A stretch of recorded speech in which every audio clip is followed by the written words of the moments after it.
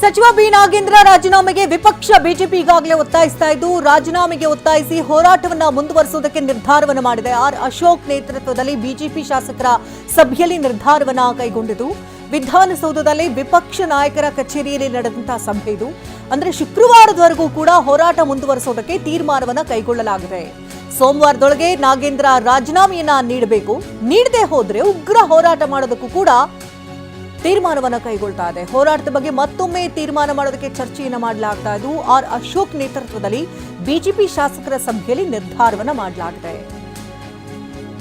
ಸಚಿವ ಬಿ ನಾಗೇಂದ್ರ ರಾಜೀನಾಮೆಯನ್ನ ನೀಡಲೇಬೇಕು ಅಂತ ಆಗ್ರಹಿಸ್ತಾ ಇದೆ ಬಿಜೆಪಿ. ಅವ್ರ ಮೇಲೆ ತನಿಖೆ ಆಗ್ತಾ ಇತ್ತು, CBI ಇತ್ತು, ED ಇತ್ತು, ಲೋಕಾಯುಕ್ತ ಇತ್ತು. ಹೆಂಗೆ ಈಶ್ವರಪ್ಪಂದು ನೀವು ರಾಜೀನಾಮೆ ತಗೊಂಡ್ರಿ? ಹೆಂಗೆ ತಗೊಂಡ್ರಿ ಹೇಳಿ? ಈಶ್ವರಪ್ಪ ಏನೋ ಚೆಕ್ಕಲ್ಲಿ ತಗೊಂಡಿದ್ನ ಅಕೌಂಟಲ್ಲಿ? ನೀವು ಚೆಕ್ಕಲ್ಲಿ ತಗೊಂಡಿದ್ದೀರಲ್ಲ, ಡೈರೆಕ್ಟಾಗಿ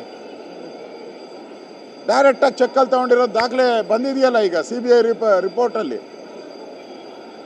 ಈಶ್ವರಪ್ಪನಿಗಾದರೆ ಒಂದು ನ್ಯಾಯ, ಅವ್ರನ್ನ ರಾಜೀನಾಮೆ ಕೊಡಬೇಕು ಅಂತ ಏನು ಬಾವಿಗಿಳಿದು ತೊಡೆ ತಟ್ಟಿದ್ರಲ್ಲ, ಇವಾಗ ತಟ್ಟಿ ತೊಡೆ.